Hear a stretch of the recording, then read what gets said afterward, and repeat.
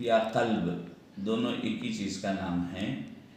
इसमें इख्फा मअल गुन्ना बोलते हैं इसको।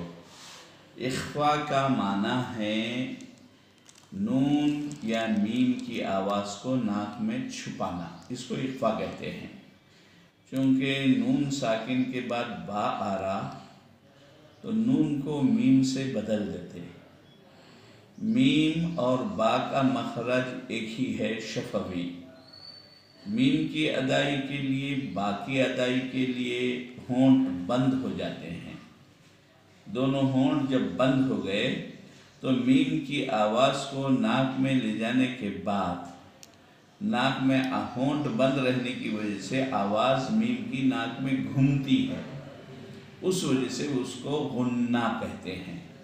चूँकि मीम को बे में मिला रहे नहीं, अगर मिला दिए तो इदगाम होता, मिला रहे नहीं, मीम की आवाज़ को नाक में ले जा रहे हैं तो इस वजह से इख्फा बोल रहे हैं उसको।